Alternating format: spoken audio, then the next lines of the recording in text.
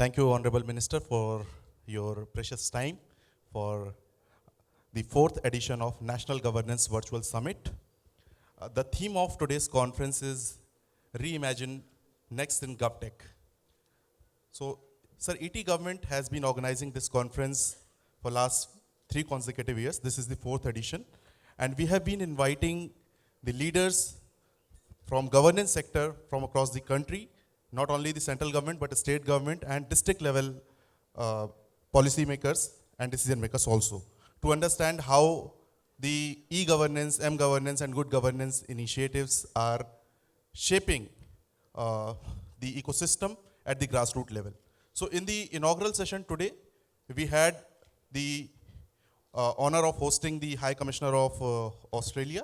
He was here to talk about the India and Australia relationship, plus also what are the technological interventions that can be replicated in both the countries and the lessons learned during the pandemic.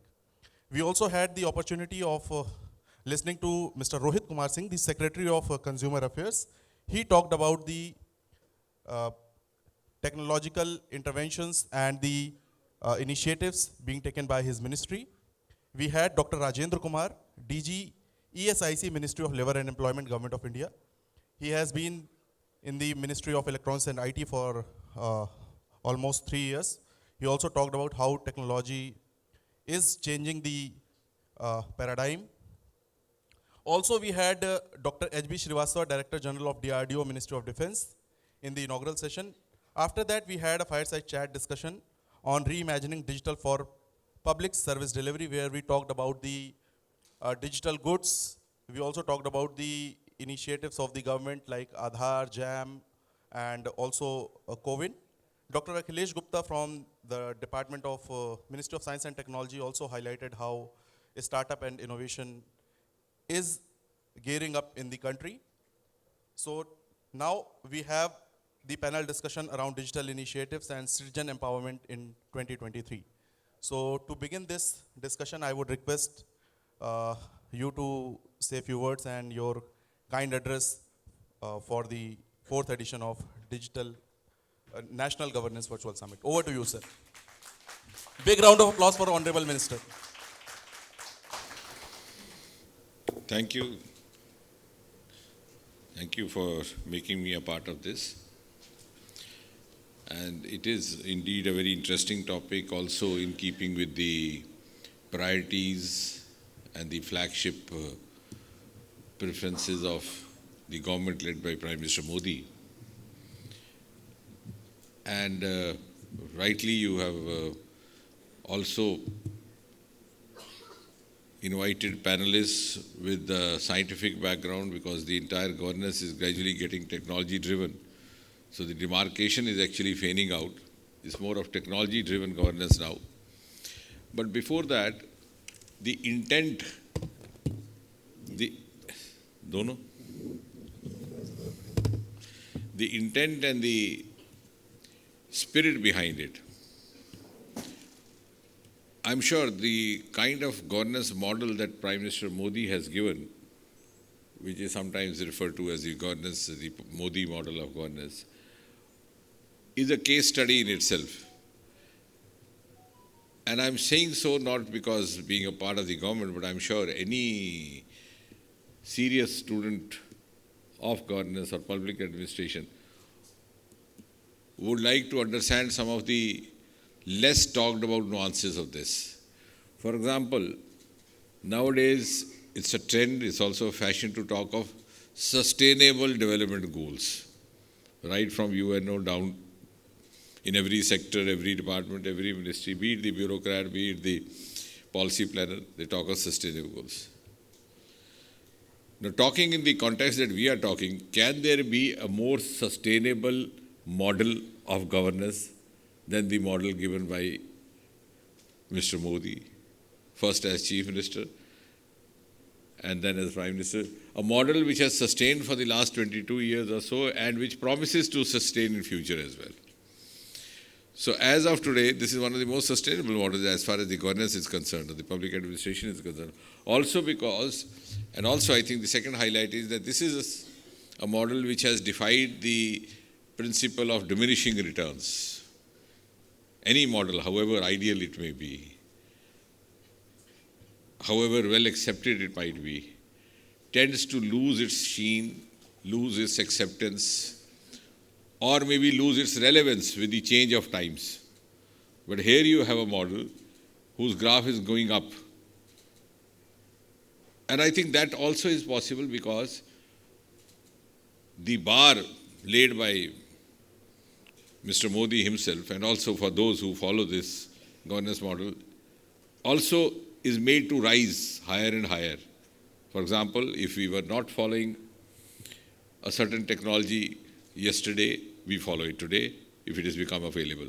So we keep moving, and therefore the law of diminishing return does not affect adversely. And third, I think one of the most notable features is that this is an approach which is not only visionary, also very much futuristic. So if it is sustaining, it's sustaining A, because it's already prepared to adopt the technology of tomorrow, today itself. B, it's prepared to enhance its capacity of being resilient, regardless of whether there is crisis or not. So that when the crisis arrives all of a sudden, it is not taken by surprise. You saw this happening when the earthquake happened in Gujarat. You saw this happening when the pandemic happened here. And to put it in simple words, I think one should ask oneself, now even if we talk of governance alone, let's not talk about economy for the time being. Not a single day, not for a single day, the office work got interrupted during pandemic. In spite of the fact that pandemic had happened all of a sudden, we are not prepared for it. We didn't know that's going to happen. When all the other countries were facing issues, we were not. In fact, many of us are witness to that. Our office output, in fact, increased on certain days. And I have statistics figures to say that. Because our officers were working from home, even on Saturdays and weekends, which otherwise they would not be. But they already had that arrangement in place, that vyavastha in place, which enabled them to switch on to the alternative means. And that is what is e-governance, or the magic of it. We had 50% attendance. And one of the junior officers told me the new dictum should be maximum output, minimum governance. Certain very interesting figures also, which I don't want to consume time. Just to cite one example. In the Central Information Commission, out of my fancy, I tried to compare the figures of the COVID time with the non-COVID times. And I was amused to notice that in a particular month of June 2020, the disposal rate had been higher than the corresponding month of June 2019 in the non-COVID time. Not that I'm wishing that COVID should continue or happen again, but what I'm trying to say is that this system was already prepared, because long before that, many years back, or many years before COVID happened, Prime Minister had given a call for Digital India right from the ramparts of Red Fort. Many of us would not have realized the importance of it, the seriousness of it, but it was something which was keeping an eye for the future, and it has happened. So that is one aspect of it. The second aspect of it is that there has been an optimum or increasing use of technology, which was possibly not happening, or we were not used to it, because human mind by nature is status quoist. So, for example, in the Department of Pension, we had this convention of having these life-save certificates, life-living certificate, life certificate. So I, as a medico, when came here, I felt a little disheartened. This is not very fair. I mean, we have heard of death certificate. If the patient dies in the hospital, the relatives are very fast in collecting the death certificate, because they won't get the insurance and the other retirement benefits of the deceased one. वो तो चला गया, पिछलों के लिए ज़्यादा उनको रहता है. But to ask a human being to produce his life certificate, it was a cumbersome job, going to a doctor, paying the consultation. So we introduced digital certificate. And then when we realized that the age was going up, and even the biometric marks could be little fallacious. We were, I think, among the first to introduce face recognition technology, which was earlier being used in the criminal world for other reasons, for wrong reasons. So I think that is the second aspect of it. A, looking at the future, preparing for tomorrow, regardless of whether what we are preparing for happens tomorrow or day after, but we are already prepared. B, moving with the technology and wrapping up the technology immediately when it is available. And third, the spirit behind it to bring in ease of governance, whose ultimate objective should be ease of living for a common citizen. After all, what is governance? Sometimes I ask myself, is the expression misgovernance or bad governance appropriate or not? Because governance has to be good. If it is not good governance, then it's not governance at all. And therefore, all those rules, all those practices which were coming in the way of ease of governance were sought to be done away with, which is something usually doesn't happen in the government sector. We usually fancy piling up with our files, with our old legacies, adding on.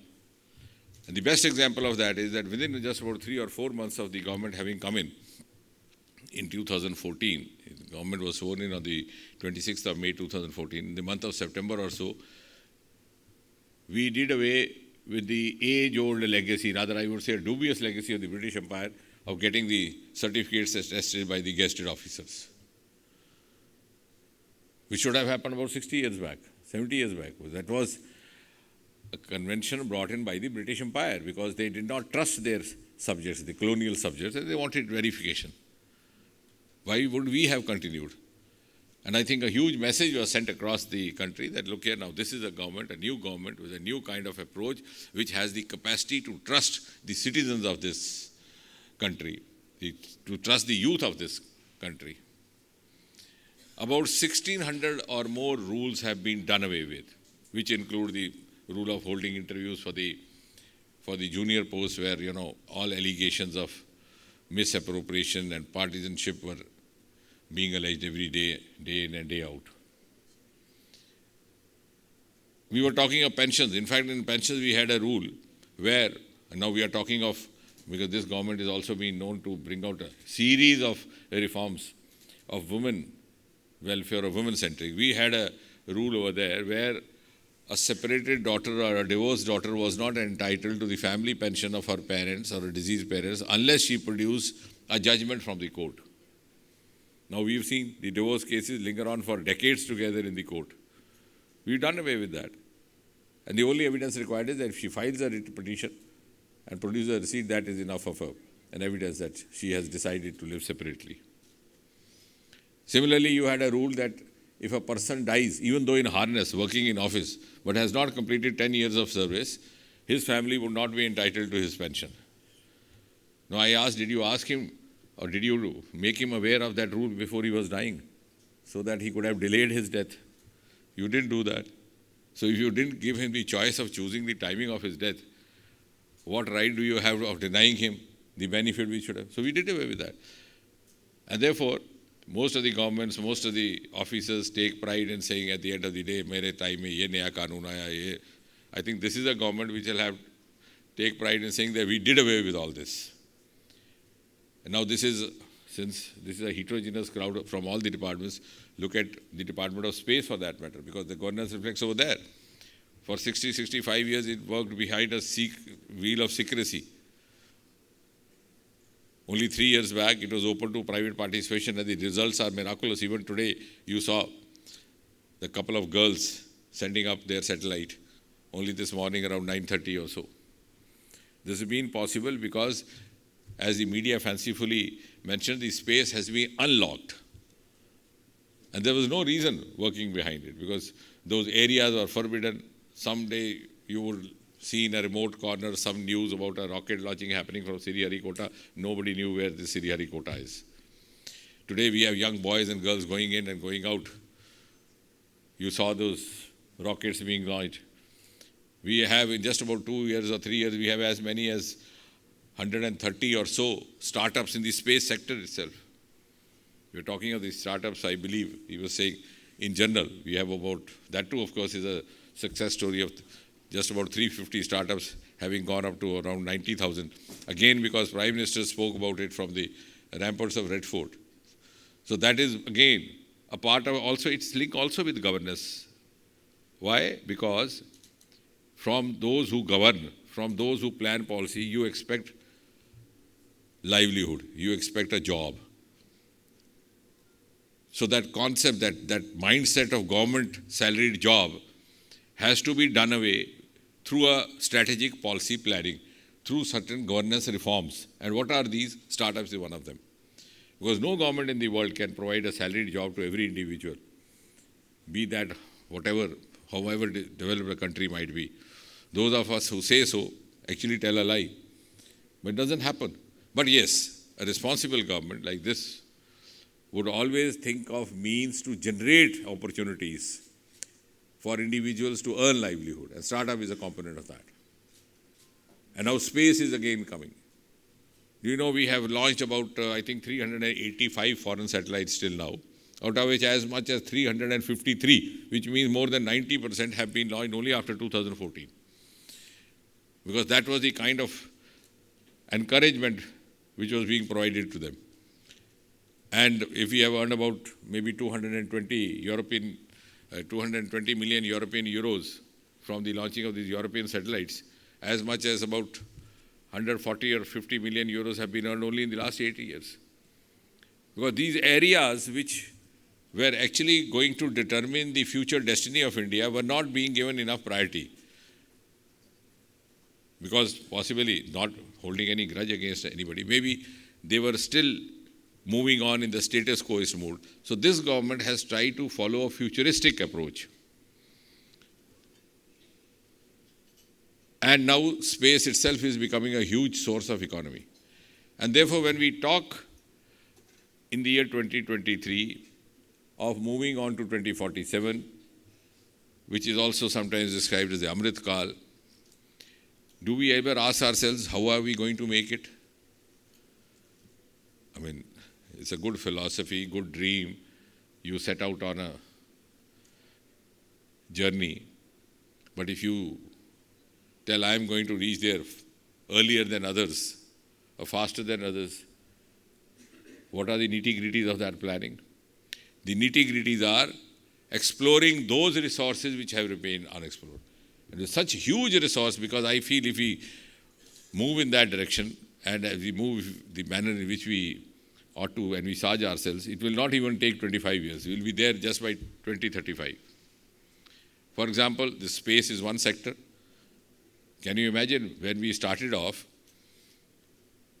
the Soviet Union and USA were already on the verge of landing on the surface of the moon. And our Sarabhai was carrying a launcher on the carriage of a bicycle. And we were singing Chande Mama Dur Ke. Today, we are launching their satellites, earning from them. That means we had a huge potential, huge human resource, which remained locked. It's been unlocked, and now it's showing miracles.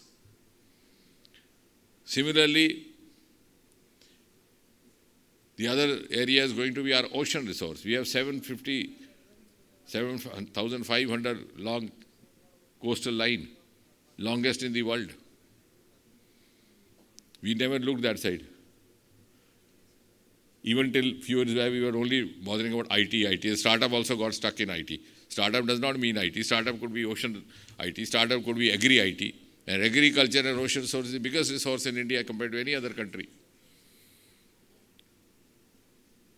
We are the only country in the world which has an ocean named after us. Australia is a country, continent, island, doesn't have an ocean. And you know why I was saying yesterday? Because our ancestors were very smart. They named it so that the future generations could remind themselves there's something hidden inside, the huge wealth living inside the seabed. Minerals, metals. living and non-living properties. In the times to come, the issue would not be, as we have officers from the mining ministry also, and you are confronted with the issues of illegal mining. You will have to create a cell for illegal mining in the seabed. And if we are able to explore and the Himalayan resources, the aroma resources, we never looked that side.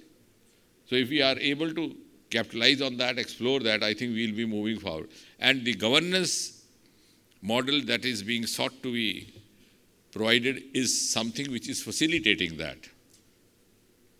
Now it's, when I was talking of the oceans, I don't know whether you recall, the deep sea mission received mention in Prime Minister's Independence Day address consecutively for 2 years, 2021 and 22.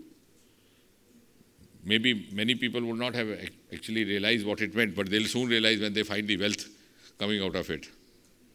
Startup India, Stand Up India was mentioned by him in one of his first Independence Day addresses. And many people ask us, what does this mean? Now they are making a beeline because they are finding it much, much more lucrative. Even this drone thing. You know what is the latest message I received when I was entering here? One of a team of startups who had launched those 1,000 drones, we aided them through the Ministry of Science and Technology. They put up that show, Beating the Retreat. So they now have turned professionals. So I received a message, please put in a word to reduce their rate. They are demanding a very heavy cost. They are running in crores. Now they are asking for a price depending on the number of drones you want. If you want to fly 100 drones, then 25 lakh, 200 drones, 50 lakh, like that. So this is becoming a huge lucrative source, and when livelihood gets linked, when the sources get lucrative, the governance becomes easy. And then citizen centricity. The most notable technology-driven example of modern governance is your Swamitva Yojana, where you do the mapping. You have thrown Patwari out of job, one of the most sought-after jobs in India for the last 2 centuries. An individual can locate, map out his own land. Tomorrow, this is again going to be a huge source of value. You are going to have consultants in geospatial who will plan your buildings, your factories, your malls, your infrastructure. And that also raises the question that as gradually we become more citizen-centric, we become more technology-savvy and technology-based, technology-driven, and also artificial intelligence coming in, what will be the role of the gentleman sitting in this room? Or will there be any? So that day, with a tongue in cheek, I was asking a group of civil servants, you are preparing a document, Vision 2047, but you tend to look at 2047 through the prism of 2022 or 23. You can't imagine how it would have changed because 25 years, so much importance. And as a student of science, we are taught retrospective perspectives. You look 25 years ahead, just go back 25 years back and see what was new there. What was new in 1997, 98? You had those video VCRs. Every dowry would demand that. Now nobody demands it. It's outdated. You talk to children, they laugh at you. What was new? The courier. The post office is closed down. Now courier service is gone. Most of the politicians would have a queue of people outside their houses. कि साहब एक STD booth का licence दे दीजिए तो औलाद पल जाएगी तो जब तक औलाद के पलने का टाइम आया STD booth is out. So I'm talking exactly like a student of science about what was there in 25 years back in 1998 and which is not relevant today, we've not even discussed. It looks like a fairy tale. And therefore it's not easy to look at 2047 because so much would have been taken over technology-wise and so much would be in the hands of the citizen himself that the first question that we have to ask, whether be the civil servants or the other functionaries, what would be the role of a government functionary or a civil servant? How much would be role?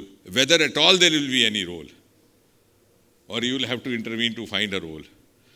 So just as we talk of technology interface these days, to reduce human interface, to reduce Inspector Raj, to reduce so many maladies of human interaction.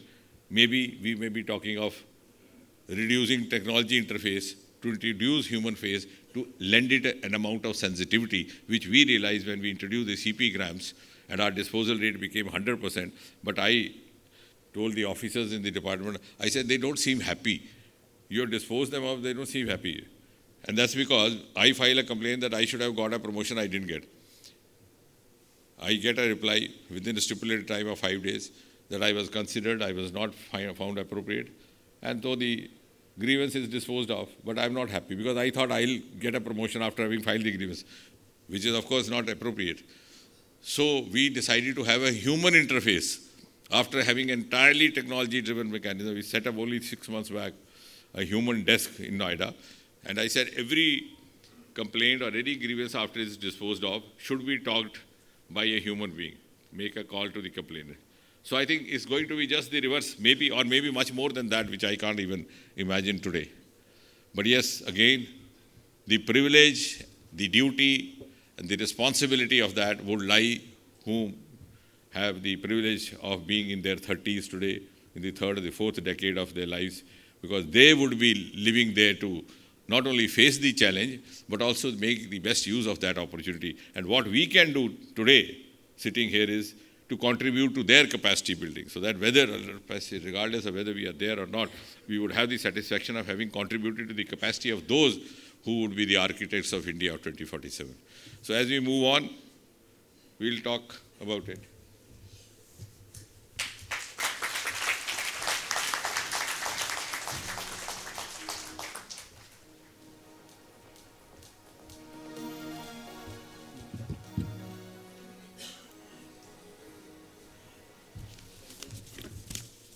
Thank you so much, sir, for gracing the occasion with your kind words and your auspicious presence.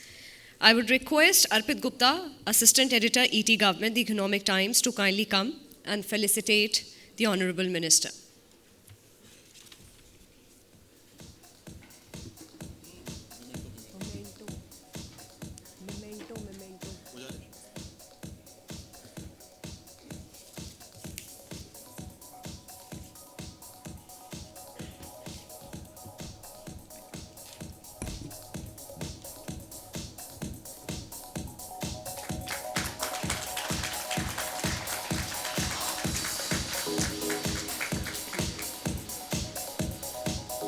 Thank you once again, sir.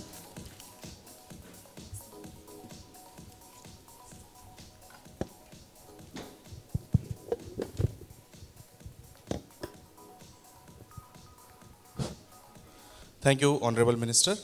So before I start the panel discussion, I would like to take one question from the audience for Honorable Minister. Does anyone like to ask any question? Anyone? Yes, please. Please pass on the mic. Thank you, Honorable Mantriji. This is Dr. Sudarshan Naidu. I am a regional head for Childline India Foundation in Delhi. My humble request or prayer to the minister is this: can we make this country 100% child safe using the digital technology in the next 6 months? Because we have been talking about this for the last 100 years. Can we make it in 6 months?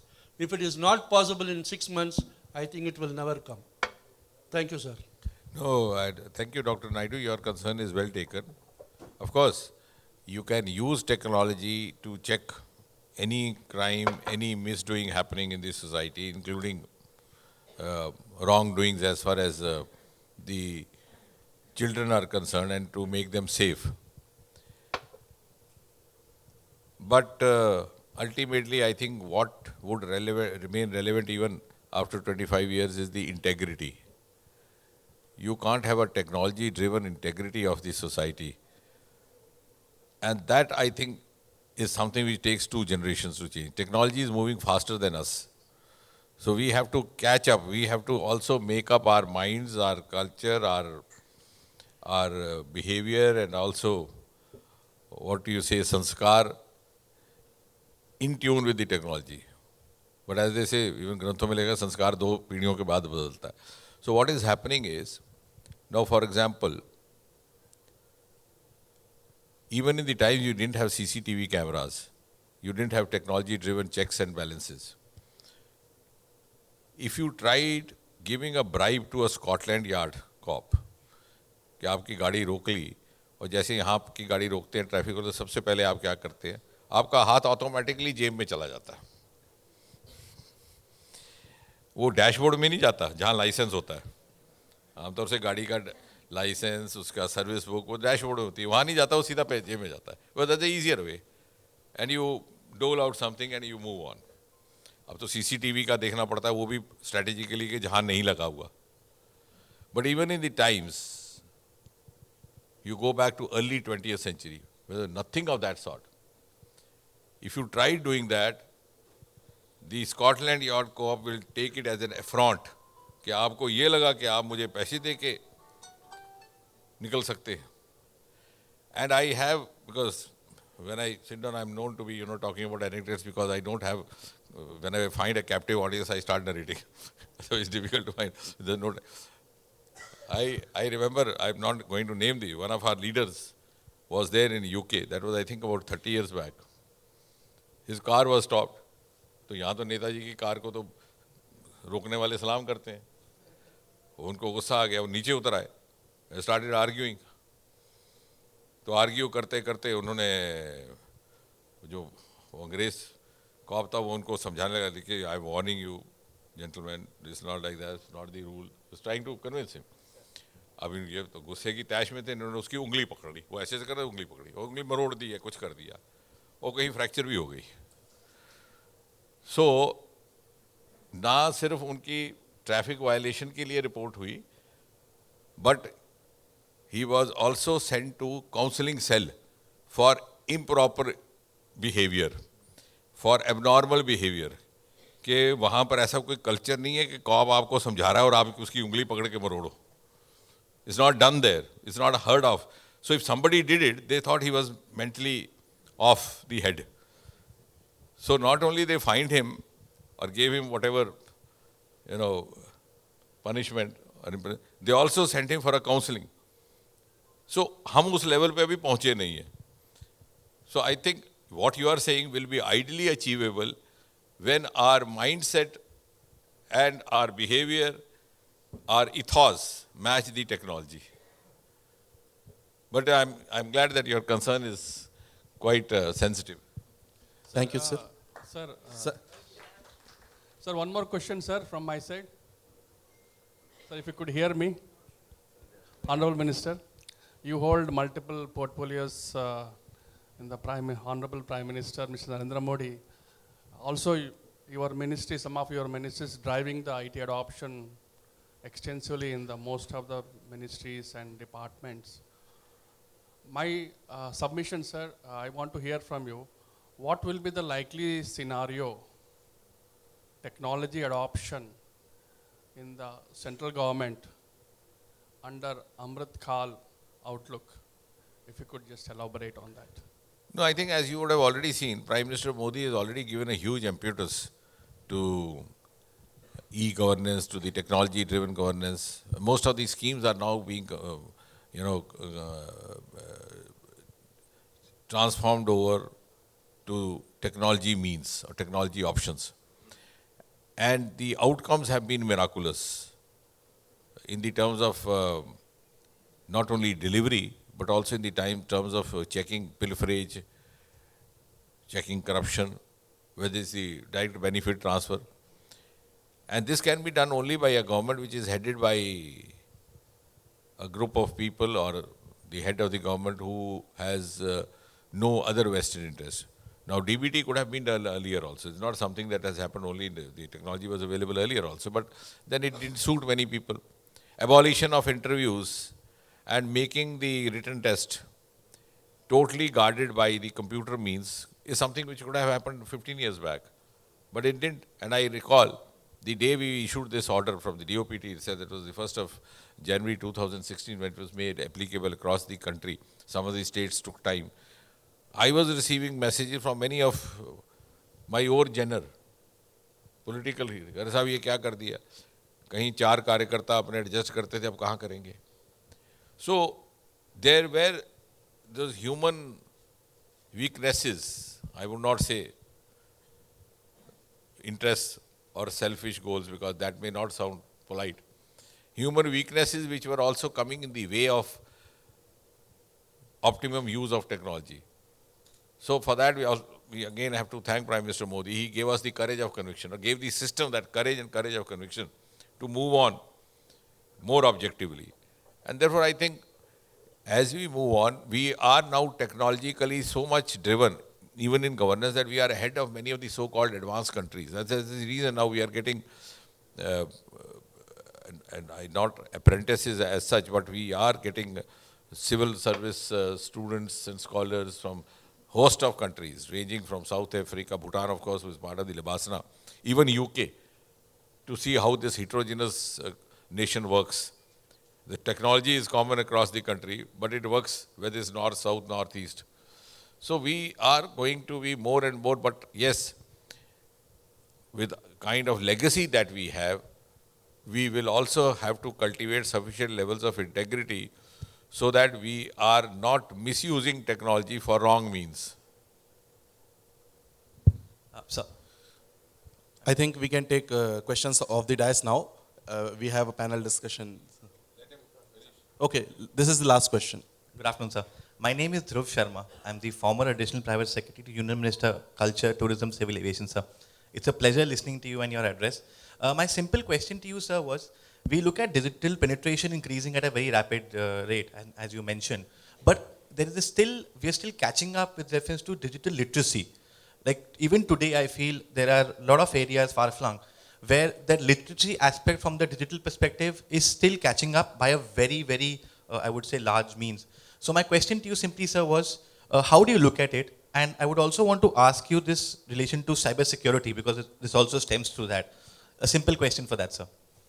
No, I think that is also because first we have to change the manner in which we are looking at it.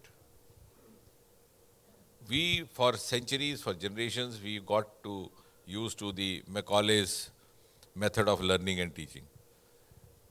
And thanks to the national education policy which came in 2022, we were linking everything with degree, as a result of which we produced large population of so-called educated unemployed. Where the education goes waste, the employment also goes waste.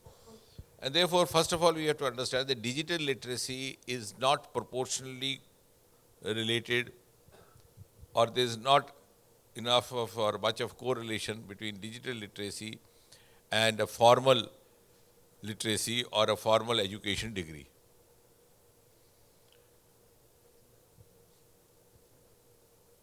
An Indian, by inheritance, has a scientific temper.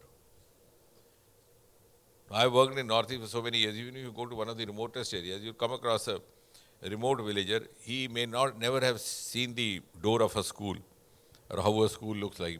May not have gone even to the kindergarten. But you ask him to take your photograph on your mobile and WhatsApp it up to your girlfriend or spouse, whoever is there. He'll do it instantly for you. Which means he's digitally literate by training, by observation, though he may not have gone through a formal education. Again, I think because otherwise we could have gone the whole day. This national education policy which was introduced in 2022 is going to take care of that aspect. You have exit, entry areas. Otherwise, also because digital, we were never encouraged or inspired or motivated to get into this area of learning. Your parents started spoiling you from class 12. You did your civil services? Okay. So I'm sure in class 11, your parents must have pushed you into some Akash or some Mukherjee Nagar. Never told you that you go for digital. So the first culprit is the parent, which also we need. So that's why I said we need to change the way we look at it. And then what happens is, the other day I was telling the Cambridge University Vice Chancellor, who happens to be a medical teacher, he's 80 plus, you don't have a retirement age for teachers. So whenever he's in India, he he's fond of me, he calls me up.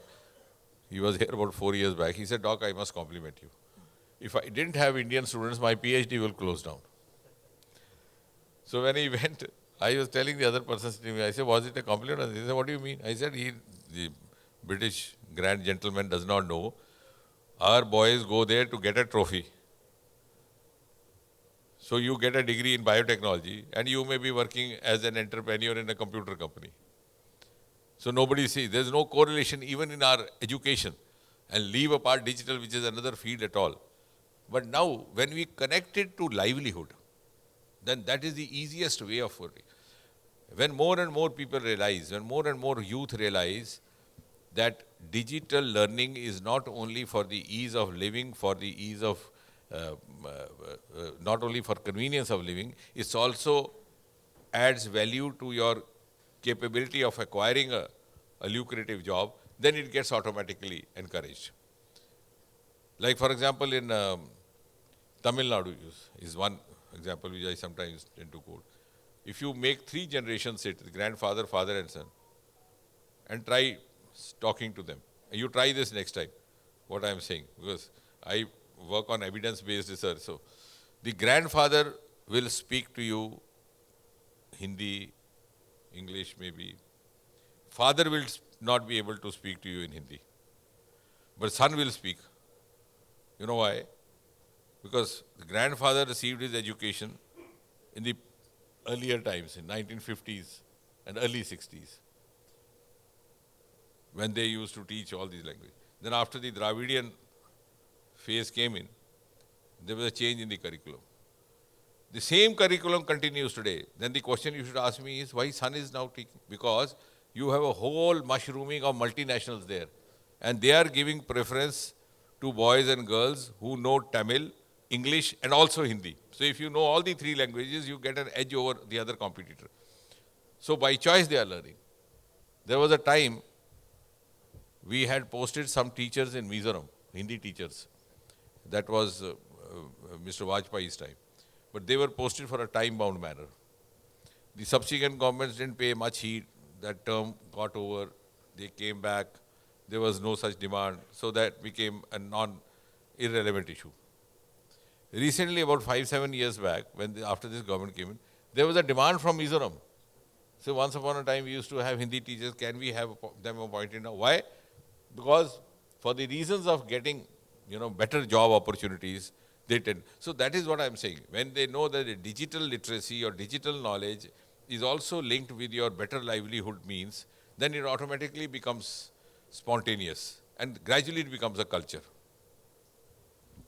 Thank you, sir.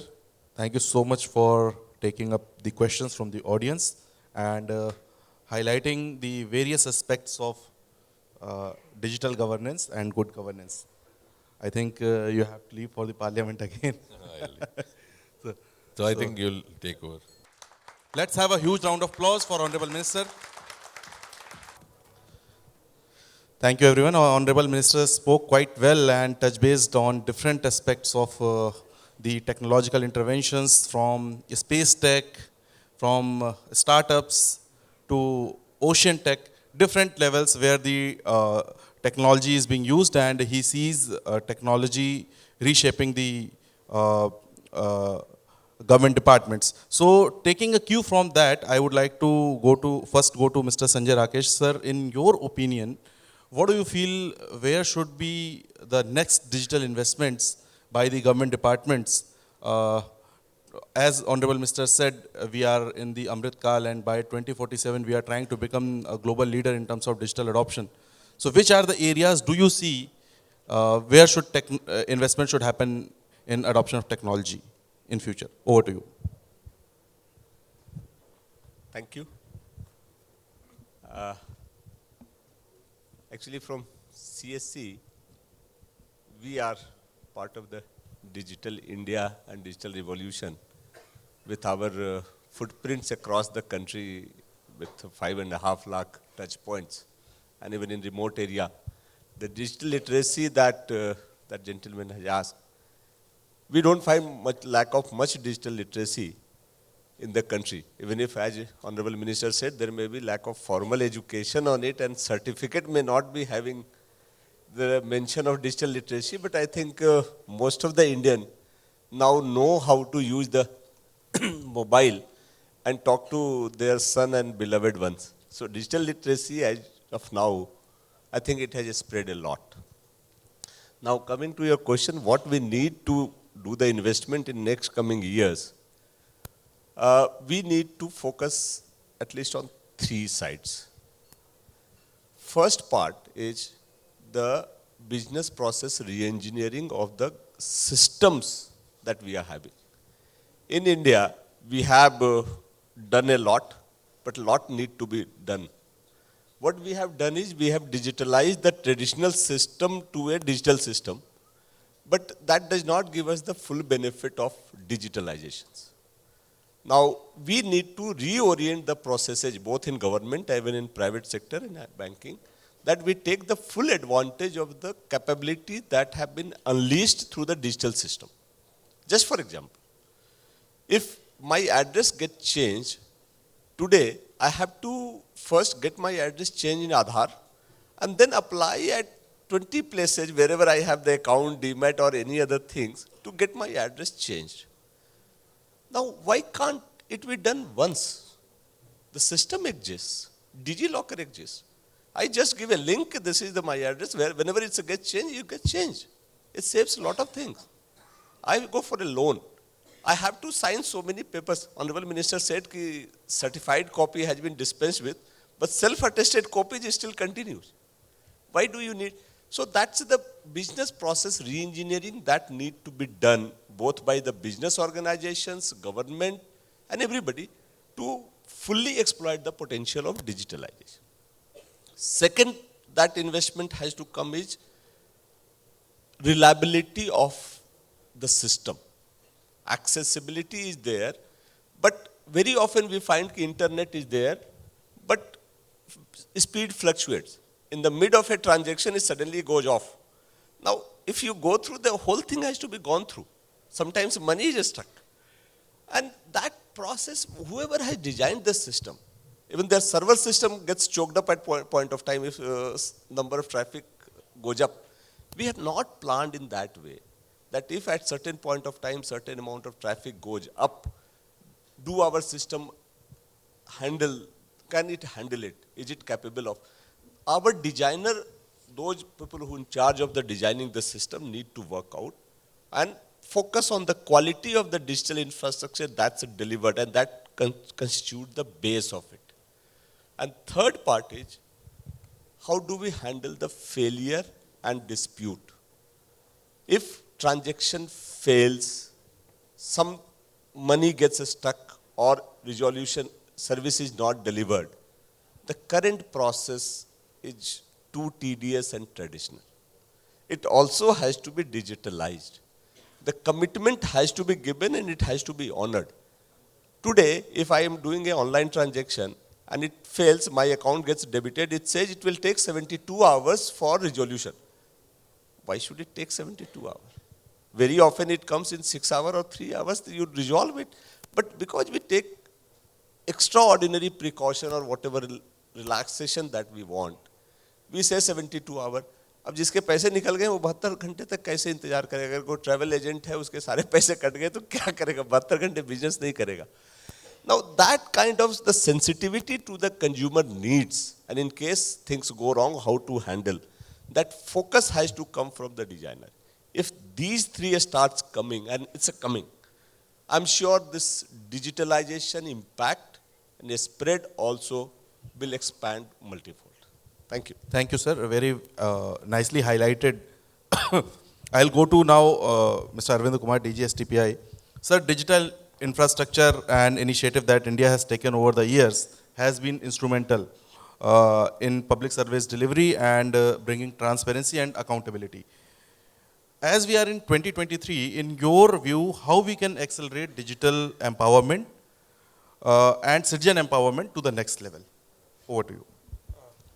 Thank you, Arpit. As Honorable Minister has also mentioned, that Indian digital public infrastructure or national governance is one of the very successful model, and number of countries are trying to replicate it also. Next stage is how to sustain this development, this model. So I think now in national governance system, we should start using newest of the technology, which could be artificial intelligence, which could be blockchain technology, which could be machine learning. And why I'm saying this, so you know, when the computer came, so when somebody who's using computer, he knows technology, he's using the technology. And somebody who's not using computer, he's not using technology. Then internet came. So then today, computer means just a passive device. It doesn't know anything. It looks like some box is lying here and there, right? Without internet, computer is nothing. Tomorrow the time will come, internet will be nothing without using blockchain technology, without having the artificial intelligence in it. The reason is that internet will become like, you know, it is like a national highway, which we used to say information highway, which does not have emergency ban, which does not have signage to restaurant. So internet will be like a plain national highway if you are not going to use technology such as blockchain, which can give confidence to you that what the transaction is happening, it is secure. It gives confidence to you in multiple ways. Similarly, if artificial intelligence is not there, internet is like plain. So signage without signage, highway without signage.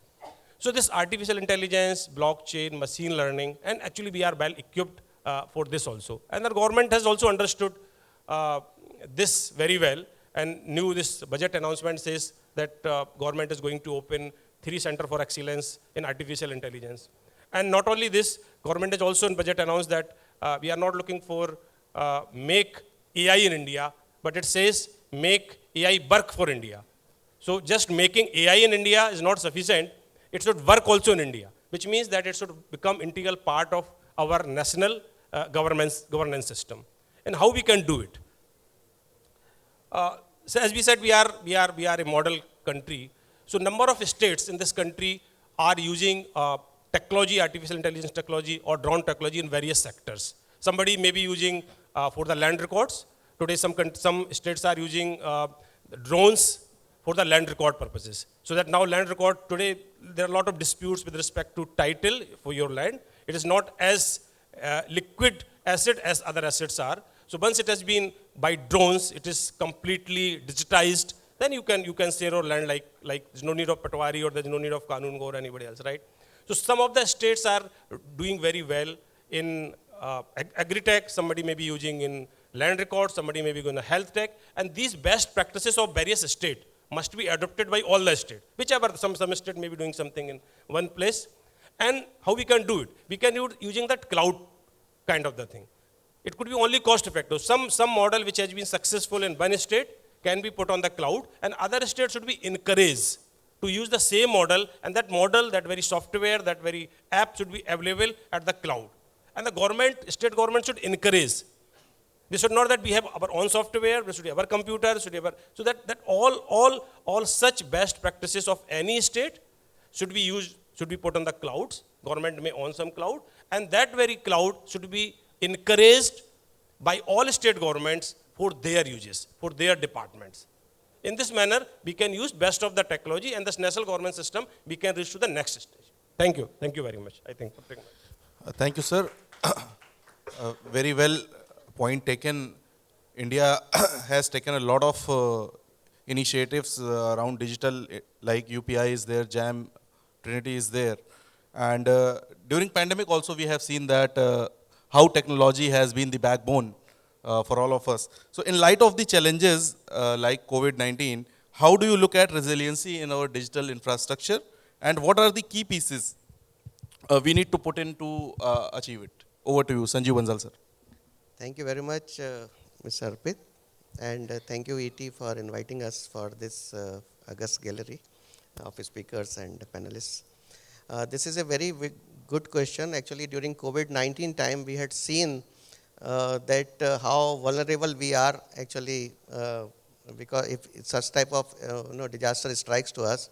So it is very important that our entire life, which is nowadays a completely digital life, right from morning till evening when we go on, till night when we go for sleep, we live kind of digital life in terms of digital transaction, access to internet, access to our mobile phone, laptop, etc. So it is very important that these systems, which are nowadays because of digitizations, have become complex, uncertain in certain sense, interdependent. So the probability of failure is also high, and it can have the cumulative effect. So it is very important that our systems, digital infrastructure, which is consist of our not only mobile phone but server, internet, routers, switches, data centers, etc. They need to be very resilient, so that in case if there is any disruption because of any event, maybe due to cyber attack or any other physical infrastructure damage, or hanging of the technical glitches in the system, our business continuity should be maintained. And for that, it is very important that we identify what are the key areas on which failure can occur. We identify the probable enemy, what attack they can make, how they can attack, and we need to be prepared for being a system being resilient, agile, speedy recovery, etc.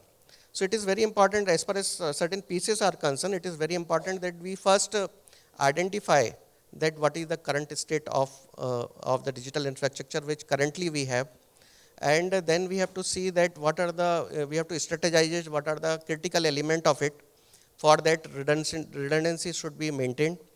Then we have to train our own people continuously, and we have to, as Honorable Prime Minister has said, that every citizen should think digital first. So every action should be digital in nature, that we need to think digitally, and we need to train, retrain, and retrain our people for all digitization. And most important is we should continuously review ourselves, and we should adopt based on the certain the circumstances. So these are the certain things which are very much needed in case we want to have a resilient infrastructure and we want to continue our business continuity, learning lessons from the COVID-19 pandemic. Thank you very much. Thank you. Mr. Sanjay Rakesh talked about the digital literacy. Mr. Arvind Kumar talked about the scalability of digital public goods, and you talked about the digital empowerment. Now I will go to our speaker from GST, and again, very key agency of the government, and a lot of digital initiatives have happened over there. Sir, I would like to know from you, what are the 2 key technology focused priorities for GSTN in the coming year? As we are in 2023, we are preparing to become the global leader by 2047. What should be the key 2 priorities? So as far as inviting a taxman on the panel, I would thank you that we are normally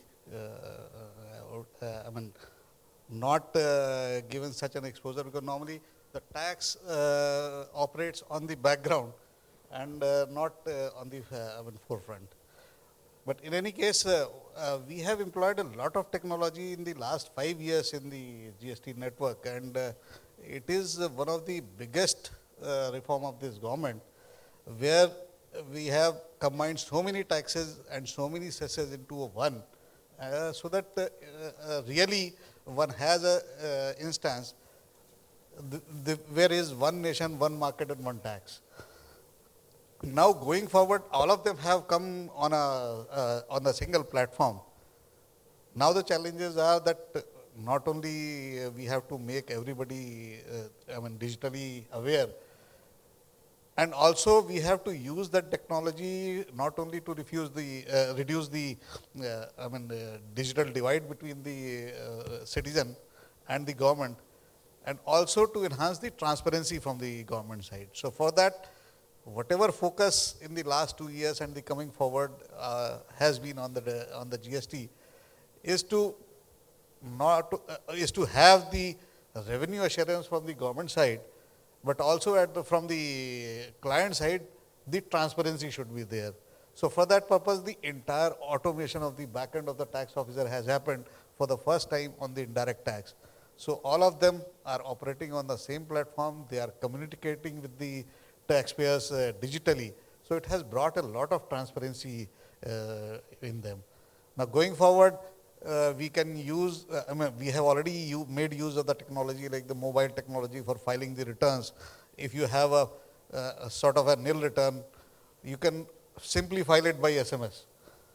Going forward, we can also have a technology like a chat GPT, where one could come to the portal and prepare the return simply by interacting in the natural language. So that kind of a thing is there. So prime focus of the government is that we should have revenue assurance, and at the same time, the client should also be getting a return which is almost pre-filled, so that he doesn't have to go to the middleman to get his return prepared. So once it is achieved, I think it will be a easy, whatever the Prime Minister has said, that it's a good tax. So that is our focus. Thank you. Thank you, Mr. Dheeraj. We can take 2 questions from the audience. Quick questions. Anyone would like to ask? Anyone from this side? Okay, so there are no questions from the audience. I think we are in the middle of the audience and their lunch. So before we wrap up this panel discussion, I would like to request Sanjay, Rakesh sir to, in 1 minute, just talk about your closing remarks. What should be key takeaways, and how do you see digital transformation affecting the future of governance? Over to you, sir. Thank you. I will not take much time. I think we are in an interesting time.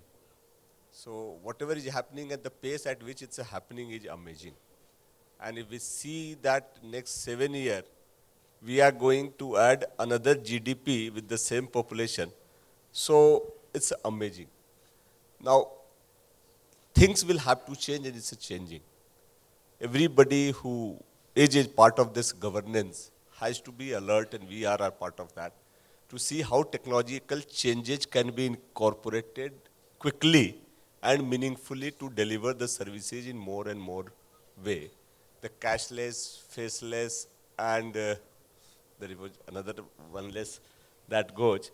So that we have to have the new technology, keep hold on the development that's coming, transform it for the welfare of the citizen, and that should be the thrust area for the government to match the technological development and improve the ease of living and ease of doing business for the citizens for better growth of the country as a whole. Thank you. Arvind sir, your closing remarks. Thank you, Arpit. So we are very fortunate that government has created a very good digital public infrastructure, and this digital public infrastructure has to be capitalized, which means we have very good foundation. Now building has to be created, and this digital infrastructure is so strong and so robust, it can solve any problem, any dream of any citizen. Like Mr. Rakesh says, why 72 hours? Use the new technology, use the blockchain technology. It will be trusted network. It can be done in 2 hours. So you want to create that all process should be digital. Use artificial intelligence. So all normal process has been digitized. You can have the digital process itself. You have the data. We are creating 6 billion transactions UPI per month. No country can even think of the kind of data we have. We can use artificial intelligence, we can blockchain, we can machine learning, and we can fulfill dream of each and every citizen of this country using digital public infrastructure created by Government of India. Mr. Banzal, your concluding remarks. Thank you very much. As Honorable Minister had said in his speech that when 2015 our Honorable Prime Minister had unleashed the vision of Digital India to make ourselves as digitally empowered society and knowledge economy. That one single sentence you can see in last 8 years or 7.5 years, how it has transformed our lives. Whether in terms of Aadhaar number, whether in terms of UPI transaction, as Mr. Arvind said, 8 billion transactions per month of huge amount, 2000 lakh crore rupees transaction in this year. And then we went for CoWIN. It's a unique platform which has been developed. Then we went for e-office kind of thing for the completely transparent and speedy governance. Then we went for CSC, PMG, Disha kind of thing. Now, next level we are going as our finance minister in her budget of this year had said that we are going for electronic digital documentation kind of thing using digital DigiLocker, which is also very transformative in nature, that at one side you change the address using Aadhaar and then it will be transposed in all the documentation. That is going to be very important thing. Third thing is next level of digital payment. Now yesterday Honorable Minister of Electronics and IT had launched the digital payment Utsav, wherein small shopkeeper or small businessman can get 2,000, 3,000 rupees loan, microfinance, based on the order which he is receiving. This will have really a transformative effect as far as our overall economy and overall ecosystem development is concerned, and taking our these people, small businessmen, to take at next level. Those kind of changes are going to come. And you couple it with the 5G technology, for which recently auction has been done, and telecom operators, they are launching 5G technology based telecom services in the various cities. And by this year end or maybe by middle of next year, when we will have full-fledged 5G services, you can think that the transformation which you have seen in 7.5 years will be, maybe you will be able to see another 1.5 to 2 years time. That kind of transformation is going to come when all our factories, our manufacturing, etc. is going to be in robotic sense. Our cities are going to be smart using the sensors, IoT or machine-to-machine based sensor, 5G technology which will have critical applications like network car or robotic surgery, etc., or high-speed broadband, or multiple mass machine type of circuitry kind of communication. Those kind of things which are coming, they will certainly will have a lot much transformative effect and will make our life comparatively much easier, and it will help us transforming, as Honorable Prime Minister said, we want to become developed nation by 2047. To achieve that vision, these digital technology and digitization are very, very important. Thank you very much. Thank you, sir. Mr. Dheeraj Rastogi, your last comments. We have 1 minute left for the panel discussion. Now, we have achieved a lot in last 10-15 years as far as digitization goes.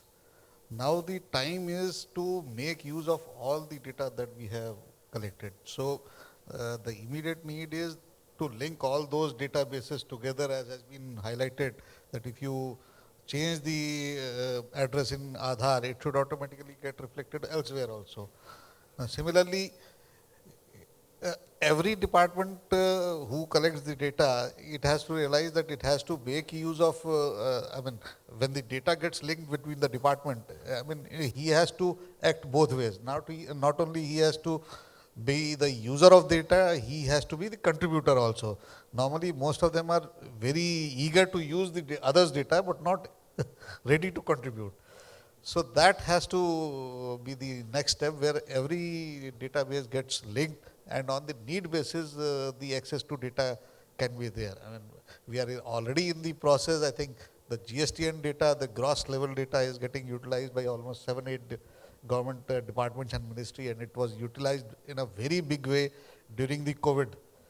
So all the movement of the relief material, all the movement of the medicines, it could be easily monitored through GST data. So that has to be the focus, that you link, and whatever is the good, it can be utilized immediately. Thank you so much. With this, I conclude the panel discussion, Digital Initiatives and Citizen Empowerment in 2023. I thank all the eminent panelists for their wonderful thoughts. Thank you so much.